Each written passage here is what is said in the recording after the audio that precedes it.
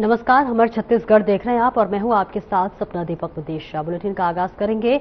दुर्ग में शिव बारात के दौरान पुरानी रंजिश के चलते 17 वर्षीय अक्षय कुमार गोंड उर्फ नानू की चाकू मारकर हत्या कर दी गई। घटना सोमवार देर रात की है। मोहन नगर थाना क्षेत्र के शांति नगर निवासी नानू बारात देखने गया था, तभी आरोपियों ने पुरानी बात को लेकर उस पर हमला कर दिया। धारदार चाकू से वार करने के बाद आरोपी फरार हो गया। तो वही आपको बता दें कि गंभीर हालत में उसे अस्पताल ले जाया गया, जहां डॉक्टरों ने उसे मृत घोषित कर दिया। पुलिस ने सीसीटीवी फुटेज और तकनीकी साक्ष्यों के आधार पर 7 आरोपियों को गिरफ्तार कर न्यायिक रिमांड पर भेज दिया है। घटना में प्रयुक्त चाकू भी बरामद कर लिया गया है।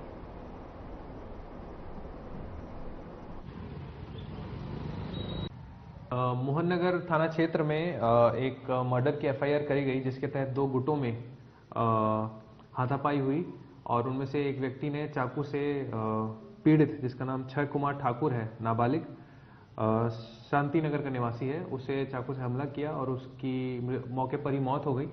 उसके बाद पुलिस ने एफआईआर कर जांच शुरू की और जिसमें पुलिस ने तत्परता दिखाते हुए कुछ ही घंटों के अंदर सभी आरोपियों को गिरफ्तार कर लिया। आरोपियों के नाम है करण उर्फ बाठा, अश्विनी पागम, पाडू, आशीष पोगो, ब्रांडेड और राजा देवांगन। ऐसा समझ में आया है कि दोनों गुटों में पहले से ही रंजिश चल रही थी। किसी न किसी बात को लेकर पहले भी 28 तारीख को भी जनवरी को एक एफआईआर हुई थी और जिसके चलते इन दोनों गुटों में विवाद रहता था नीचे बस्ती शक्ति नगर और शांति नगर के बीच में। और वही बढ़ के एक जो शिव यात्रा निकल रही थी, शिव जी की बारात मोहन नगर थाना क्षेत्र में, जो कि शक्ति नगर तालाब के पास से गुजर रही थी, तो वहीं पे विवाद हुआ और उसके बाद ये घटना हुई है और पुलिस ने सबको गिरफ्तार कर लिया है, आरोपियों को, और आज रिमांड पे भेज रहे हैं।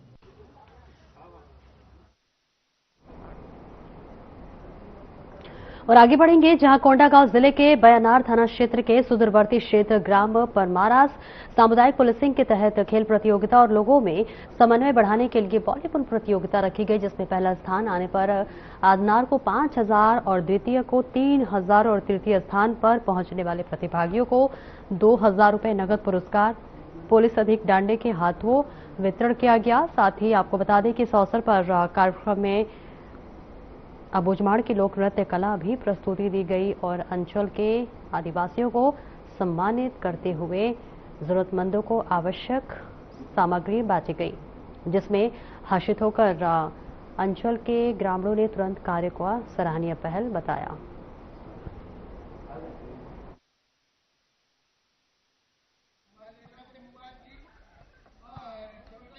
सामुदायिक पुलिसिंग के तहत ये कार्यक्रम किया गया था। आसपास के पेरमापाल क्षेत्र के जितने भी ग्राम के बच्चे जो वॉलीबॉल खेलते हैं वो इसमें पार्टिसिपेट किए थे, जिसमें आम गांव का जो टीम है विजयी रहा और पेरमापाल तो मतलब सहयोगी ही रह पाया।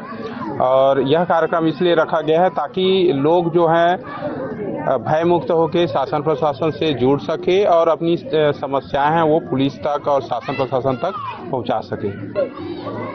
ये लगभग 1-2% ही बाकी है, लगभग खत्म ही हो जाएगा, मार्च के पहले भी हो सकता है। बहुत उत्साहित है और लोग इतने उत्साहित हैं कि देखिए आप इतने धूप में भी सब बैठे हैं, खड़े हैं, कोई यहाँ से हिल भी नहीं रहे हैं और बहुत सालों के बाद मतलब इतने लोग आए हैं और एक त्योहार की तरह मना रहे हैं। और जो नौजवान हैं वो चाह रहे हैं कि लगातार इस तरह का कार्यक्रम हो और वो अच्छे से खुली हवा में अब जी रहे हैं, ऐसा फील कर रहे हैं पुलिस के आने से।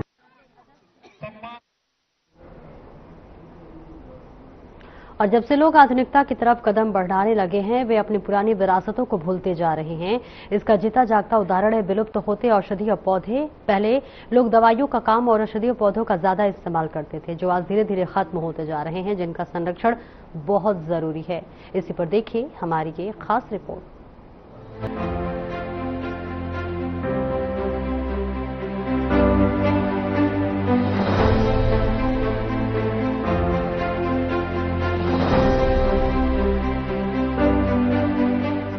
छत्तीसगढ़ के पाली क्षेत्र में परंपरागत आयुर्वेद और वन औषधियों को समृद्ध परंपरा आज भी जीवित है, लेकिन बदलते पर्यावरण और बढ़ती व्यावसायिक मांग ने इन अमूल्य जड़ी बूटियों के अस्तित्व पर संकट खड़ा कर दिया है। जंगलों की अंधाधुंध कटाई और जलवायु परिवर्तन के प्रभाव से कई दुर्लभ औषधीय पौधे धीरे धीरे विलुप्त की ओर बढ़ रहे हैं। इन गंभीर मुद्दों पर हमारे संवाददाता हरीश मांडवा ने पाली के प्रख्यात आयुर्वेदाचार्य वैद्य त्रिभुवन सिंह कंवर से विशेष बातचीत की। वैद्य कंवर ने बताया कि यदि समय रहते संरक्षण और संगठित खेती पर ध्यान नहीं दिया गया तो आने वाली पीढ़ियां इन प्राकृतिक औषधियों से वंचित हो सकती है। साथियों नमस्कार, हर खबर के साथ मैं हूं हरीश मांडवा और आज आपको मिला रहे हैं वन औषधि के संरक्षण के क्षेत्र में काम करने वाले वैद्य, जो कि वन औषधियों के संरक्षण और संवर्धन में अपनी भागीदारी निभा रहे हैं और उनकी सुरक्षा कर रहे हैं। और कैसे कर रहे हैं, आइए उनसे बातचीत करते हैं। भैया नमस्कार। नमस्कार। परिचय बताइएगा। मेरा नाम है वैद्य त्रिभुवन सिंह कंवर, ग्राम अलगीनाड़, थाना पाली, जिला कोरबा, छत्तीसगढ़ के निवासी हूँ। अच्छा। तो जैसे कि आप वन औषधियों की संरक्षण करते हैं, संवर्धन करते हैं, तो इस कार्य में कब से जुटे हैं, थोड़ा सा बताइएगा। तो मैं यहाँ जड़ी बूटी के संरक्षण करता हूँ, तो यह जुड़े हमला 30 साल हो गए हैं। 30 साल हो गया। 30 साल हो गए हैं। हाँ। अपन कोलाबारी में जी प्लांटेशन बढ़िया जड़ी बूटी विलुप्त के कगार जो हवे औषधि तेरा हमन मन लगाए हैं, जैसे तेज राय है, भोज राय है, बल राय है, नींद बगई है, दहिमन के भी पौधा बहुत कन लगाए हैं, हाथुल है, बाग चारा है, ऐसे करके विलुप्त औषधि अपन कोलाबाड़ी में लगाए हैं। अच्छा। तो इनका प्रशिक्षण आपको कहाँ से मिला कि इन औषधियों का जो कार्य है इन बीमारियों में होता है करके? हम लोग तो ऐसे परंपरा ज्ञान है हमारे मन के जी। तो ऐसे रायपुर औषधि पादप बोर्ड में ट्रेनिंग चलत रही ना, तो पेपर के माध्यम से हमन पढ़े तो वहाँ भी हमन मन ट्रेनिंग दिया हम तो सीखे के रहे हैं। इसे हमन 4-5 पीढ़ी ले हमारे मन के जड़ी बूटी इलाज पानी करत आते हैं, तो पीढ़ी दर पीढ़ी आते हैं, तो हमारे पिताजी लंग ले हमन जड़ी बूटी ले सीखे। जी। आज बढ़िया इलाज पानी करत हन, बढ़िया जितना दूर दराज ले आते हैं ते बीमारी मन के जड़ी बूटी दिया हन तो बढ़िया ठीक होते हैं। यानी वनों से जो मिलने वाले वन औषधि हैं, जड़ी बूटियों से आप इलाज करते हैं? हाँ, जड़ी बूटी से इलाज करते हन। जो है जड़ी बूटी बताते रहे वो जड़ी बूटी ले खोद के लाते हन और जड़ तना फर फूल इमन सब जड़ी बूटी दवाई बनाते हन और दवाई बना के बोला पिलाते हन, खावाते हन। आज वनौषधियों का दोहन हो रहा है और देखें कि कई लोग इसे व्यवसाय के तौर पर उपयोग करते हैं, तो उनको बचाने के लिए आप क्या करते हैं? हम बचाने के लिए जैसे अपना वैद्य संघ जो है उसको हम लोग ट्रेनिंग देते हैं कि पेड़ को जैसे छाल को निकालते हैं तो उसका छाल को कटिंग करके निकालना जाए और एक बार उसको काट न दें, काट देंगे तो पेड़ मर जाएगा। ऐसे करके हम ट्रेनिंग उस्ती और बूढ़ती बाजू के छाल को नहीं निकालने के लिए बोलते हैं, सबको ऐसे सिखा रहे हैं। जैसे जड़ी खनते हैं तो 4 जड़ी है तो जीने के लिए 2 जड़ी को हम छोड़ देते हैं तो पौधा भी बच गया और हमारा बीमारी भी ठीक हो गया। अच्छा। हम सुने हैं कि वन औषधियों के संरक्षण के लिए जो पादप बोर्ड है उनकी ओर से आप भी प्रयास किए थे जड़ी बूटियों का संरक्षण के लिए? हाँ, हमन मन प्रयास करे हन, शासन भी लगा हन कि जड़ी बूटी लगावा। जंगल के ला हमन पूरा खोद के लाबो तो सिराज ही जंगल उजड़ जाही तो फिर जड़ी बूटी नहीं मिली। ये करके हम मन कोलाबाड़ी में बहुत कन जड़ी बूटी लगाए हन और जंगलेज के लिए कोड़ के लाबो तो सब उखड़ जाही, खत्म हो जाही। अच्छा, कागल वन जो है चतुरगढ़ की जो पहाड़ी है उसमें भी जड़ी बूटियों का भंडार मिलता है, तो उसको लगवाया गया था क्या? नहीं, पहले तो बहुत सारी जड़ी बूटी रही से। अब छत्तीसगढ़ शासन है कुछ पौधा लगवाए है। जी। जैसे गटारन है और कितने एकड़ में है वहाँ पर? वो 500 हेक्टेयर में है। अच्छा, तो इसमें आपका क्या योगदान था? और उसमें मैं वैद्यराज था तो हमको वहाँ बुलाए थे, उसका देख रेख करते थे और लगवाने जो जड़ी बूटी कहाँ होता है, पानी वाला होता है उसको पानी जगह में लगवाया है। जैसे मैदानी जमीन में हो रहा है उसको मैदानी जमीन में लगाया है। जिससे बेला चढ़ता है तो पेड़ पौधा के नीचे, जैसे गिलोय है पेड़ के नीचे लगाए हैं। ऐसे करके सभी पौधा को लगाए हैं, उतना सब पौधा कहाँ कहाँ उगता है वहाँ वहाँ बताकर हम लोग उसको लगवाए हैं। कई जड़ी बूटियां देखें तो अभी गर्मी का समय शुरू हो गया है, तो इस समय बचाने की ज्यादा आवश्यकता होती है, क्या प्रयास करते हैं? हम बचाने के लिए गाय गुरु जो है ना, उसको बोलते हैं कि यहाँ मत चराइए, एमपीसी जंगल है, जड़ी बूटी यहाँ लगा है तो जड़ी बूटी खत्म हो जाएगा। आग से बचाते हैं। जैसे पतझड़ है तो वन विभाग के लोग सब वहाँ आग बुझाने के लिए 5-10 लेबर रखते हैं और वो लोग आग जो लगता है उसको बुझाते हैं। अच्छा, तो जंगल को जो है जलने से, आग लगने से बचाना भी जरूरी है। ये बताइए कि आप जो बीमारियों को जो दवाई देते हैं वन औषधियों यानी जड़ी बूटियों से देते हैं, किसी तरह का रसायन तो इसमें यानी कि मिलावट तो करते नहीं है? नहीं, जंगल में जो जड़ी बूटी लगा है ना उसमें और यह तो प्राकृतिक है, पुराना जमाना से चले आ रहा है, उसमें खाद उद का कोई जरूरत नहीं है। जंगल में सी ऐसी बीमारियां हैं जिनको आप ठीक किए हैं? जैसे लकवा है, मिर्गिन है, शुगर है, सिकल सेल जो है इसमें ब्लड नहीं बनता है, उसको भी मैं ठीक करता हूँ। अच्छा, जैसे कि लकवा आजकल तो रसायनों का ज्यादा इस्तेमाल हो रहा है फसलों में, जिसके कारण लकवा की शिकायत भी बढ़ गई है। जैविक खेती करना चाहिए, इस ओर कौन सी दवाइयां देते हैं और कैसे जागरूक करेंगे किसानों को, कैसे खेती करें? तो मैं हमन मन बोला था कि खेती ज्यादा करके खातू न छींचे, गाय गुरु पाले और गोबर खातू बनाए।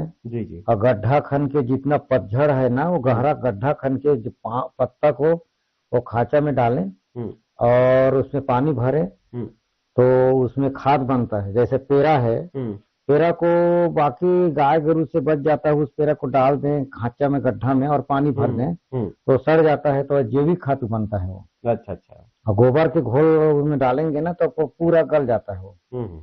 कंपोस्ट बना के उपयोग कर सकते हैं। कंपोस्ट, हाँ। अच्छा त्रिभुवन कंवर जी, हमको ये बताइए कि जैसे कि लकवा की बात की है, तो आप कैसे दवाई का निर्माण करते हैं, किस हिसाब से मरीजों को देते हैं? हम लोग मरीज आते हैं तो तुरंत ताजा दवाई बनाते हैं। जैसे जड़ी बूटी है, जड़ी बूटी से बनाते हैं, जंगल से तुरंत लाते हैं, मसाज करने का तेल बनाते हैं और मसाज भी करते हैं। तो इस तरह से आप देते हैं? तो इस तरह। अच्छा, जैसे कि भेलवा का उपयोग भी करते हैं लकवा के लिए, तो भेलवा जो है, भिलावा फैलता भी है, कहते हैं कि उसके छांव में चला जाए तो थोड़ा सा कुछ घाव जैसे त्वचा रोग हो सकता है, किस प्रकार की सावधानियां बरतते हैं? हम उसको सावधान से बनाते हैं। चमड़ी में पड़ना नहीं चाहिए उसका तेल, उससे बचकर दवाई को बनाते हैं। तो उसको खाने के समय है, मुंह में खिलाते हैं तो मुंह में तेल लगाकर डायरेक्ट अंदर में उसको डालते हैं। तो कितने दिन में लकवा की बीमारियां ठीक हो जाती हैं? लकवा की बीमारी जड़ी बूटी में 1 महीना, 2 महीना, 3 महीना लग सकता है और नहीं तो 2-3 दिन में बन जाता है। 2-3 दिन में? हाँ, चलना चालू हो जाता है, हाथ पैर डोलना चालू हो जाता है। ऐसी गंभीर बीमारियां जिनको आप ठीक किए हैं कौन सी थी, उनको थोड़ा सा बताइएगा जड़ी बूटियों के द्वारा। जड़ी बूटी के द्वारा हम लोग उसको ताकत की दवाई देते हैं और भिलवा जो बोल रहे हैं उसी को खिलाते हैं। जैसे तेज रहा है, भोज रहा है, बल रहा है, इसको थोड़ा थोड़ा मात्रा करके उसको बनाते हैं और खिलाते हैं, लकवा ठीक हो जाता है। अच्छा, और कौन कौन सी ऐसी बीमारियां हैं, गंभीर बीमारियां जिनका इलाज करते हैं? सिकल सेल जो है, सिकल सेल तो बनबे नहीं करे तो जड़ी बूटी से हम शोध कर दा रहे हैं जड़ी बूटी। अजी काफी सिकल सेल हमन मन इलाज पानी करत हैं, बढ़िया ठीक हो गए है। जिला हर महीने के ब्लड चढ़वात रही वो ब्लड नहीं लगत है। अच्छा, तो कई अच्छा जांच में पहले सिकल सेल निकले है, लास्ट जांच करथन ना तो खत्म हो जाता है, नहीं रहे सिकल सेल। अच्छा, तो जैसे कि और कई प्रकार की गंभीर बीमारियां हैं, जब बड़े बड़े घाव हैं उनको भी आप ठीक किए? हाँ, बहुत बड़े बड़े घाव, जैसे कैंसर हो जाता है, मुंह का कैंसर, गाल का कैंसर, हाथ पैर का कैंसर, उसको लगाने की दवाई देते हैं और खाने का दवाई देते हैं। वो महीना 2 महीना 8 दिन में वो ठीक हो जाता है। अच्छा, जैसे बड़े घाव हो गए हैं तो 2-3 महीना लग जाता है। जी। और नहीं तो फिर 8-10 दिन में वो ठीक हो जाता है कैंसर। यानी जन सेवा का काम करते हैं? जन सेवा का काम कर रहे हैं। जी। तो जो चाहते हैं कि आपके पास आए करके, तो कैसे संपर्क करेंगे आपसे? उन लोग संपर्क मोबाइल द्वारा करते हैं, मोबाइल नंबर बताते हैं, उसके माध्यम से उन लोग आ जाते हैं मोबाइल से फोन करके। तो बता दीजिए, दर्शक भी होंगे उत्सुक करके। ठीक है, बता देते हैं। 797-406-4177।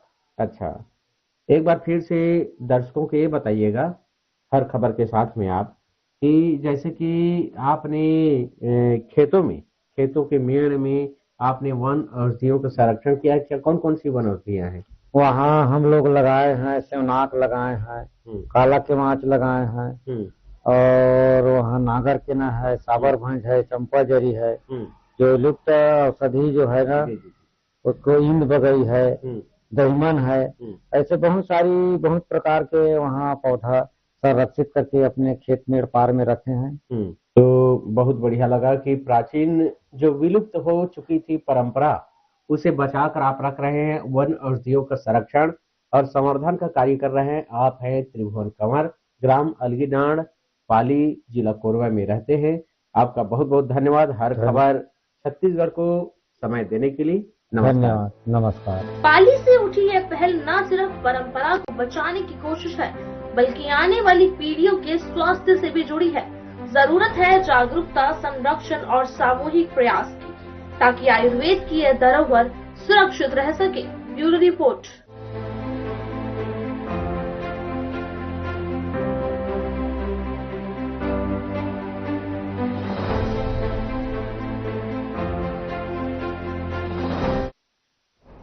और भिलाई में महाशिवरात्रि पर बोल बम सेवा एवं कल्याण समिति द्वारा निकाली गई भव्य बाबा की बारात आकर्षण का केंद्र रही। हथखोज से शुरू हुई शोभा यात्रा में 15 फीट के अघोरी भूत पिशाच, कंकाल झांकियां और भगवान शिव की आनंद मुद्रा में सजी प्रस्तुतियां शामिल रही। डीजे और लोक नृत्य के बीच हजारों श्रद्धालु झूमते नजर आए। आयोजन में किरण सिंह देव और रमन सिंह की धर्मपत्नी वीना सिंह सहित कई जनप्रतिनिधि शामिल हुए। देश के विभिन्न राज्यों से आए कलाकारों ने राम रावण का समुद्र मंथन और शिव पार्वती विवाह की झांकियां प्रस्तुत की। करीब 4,000 श्रद्धालु बारात में शामिल हुए। आयोजन का नाम इंडिया बुक ऑफ रिकॉर्ड्स और एशिया बुक ऑफ रिकॉर्ड्स में दर्ज किया गया।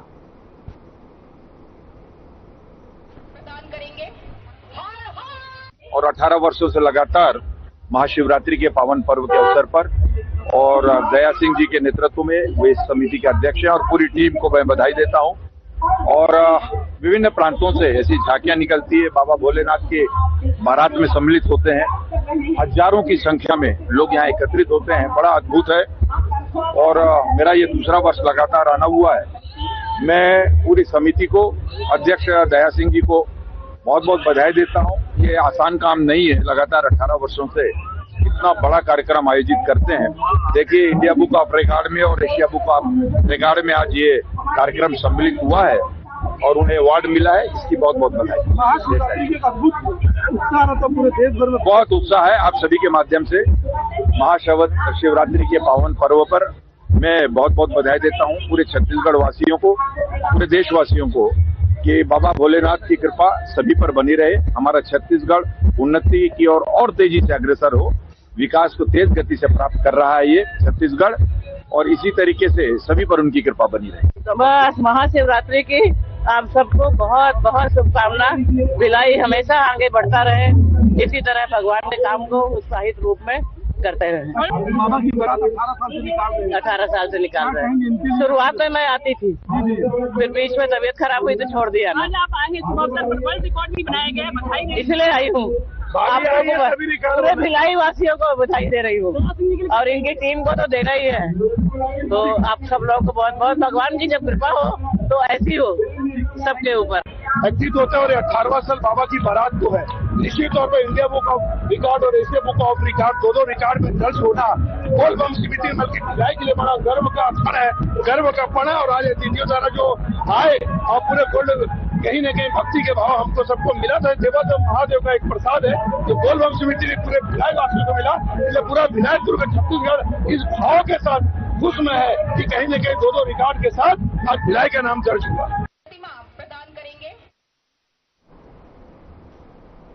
और भिलाई के निवई थाना क्षेत्र में एक सन के प्रेमी ने युवती पर कटर से ताबड़तोड़ हमला कर दिया। आरोपी योगेंद्र शादी से पहले से युवती का पीछा कर उसे परेशान करता था और विवाह के बाद भी उसकी हरकतें जारी रही। घटना के दिन उसने दरिंदगी की हद पार करते हुए हाथ, सीने और कमर पर कई वार किए, जहां गंभीर रूप से घायल युवती को निजी अस्पताल में भर्ती कराया गया, जहां उसकी हालत नाजुक बताई जा रही है। पुलिस ने त्वरित कार्रवाई करते हुए आरोपी को गिरफ्तार कर लिया है। और इसके साथ ही अतिरिक्त पुलिस अधीक्षक बड़ी शंकर चंद्र ने बताया कि मामले की जांच जारी है और कड़ी कार्रवाई की जाएगी। मेरा नाम मनीषा ढिंडे है। मैं चंद्रकला ढिंडे की छोटी बहन हूँ, पीड़िता की छोटी बहन हूँ। कैसी हालत है? कितने टाके लगे बहन को? मेरी बहन को 60 टाके लगे हुए हैं। उसको यहाँ से चेहरे से लेके गंभीर तरह से चेस्ट से लेके कमर से लेके पूरा नीचे तक का वार किया गया है। मामला एक तरफा प्यार का है। लड़के ने बुरी तरह से शादी से पहले भी और शादी के बाद भी लड़की को कितने सालों से आप लोगों को लड़का परेशान कर रहा था? पुलिस में कितने बार शिकायत की? सर, मेरी बहन बुरी तरह से डरी हुई थी क्योंकि ये गुंडा ही है। उसको पूरी तरह से पता चला था कि वो गुंडा है। मेरे घर वालों को, मेरे पापा का रात में आना जाना रहता है, बहुत ज्यादा रात में आना जाता है। हमारे घर बहुत सारी परिवार नहीं सर, उसने बताने ही नहीं दिया। वो बहुत ज्यादा डरी हुई थी, शुरू से ही उससे डरती थी। उसने न खुद बताने दिया न मुझे बताने दिया। वो डर के ही, उसका डर का ही उसके मन में इतना खौफ था कि वो डर के मारे ही नहीं बता पाई।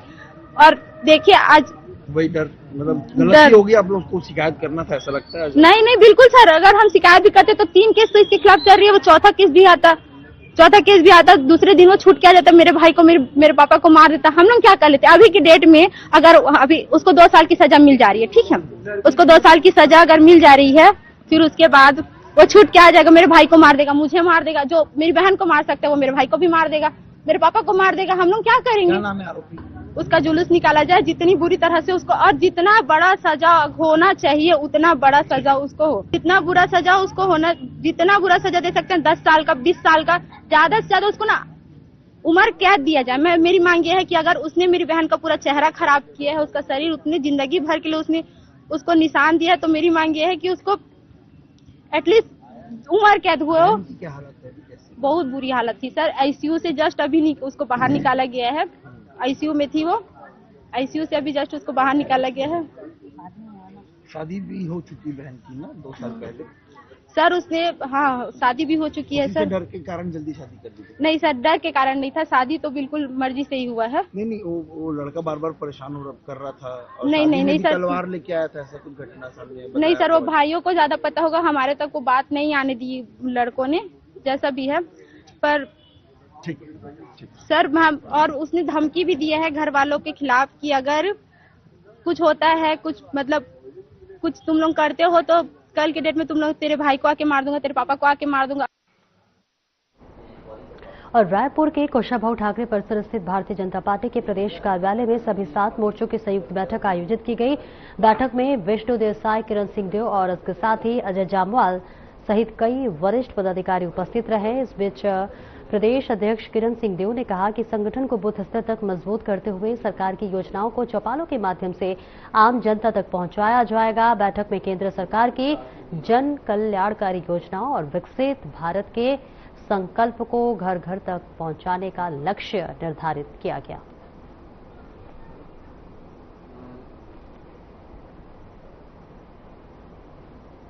फिलहाल इस बुलेटिन में इतना ही। नमस्कार।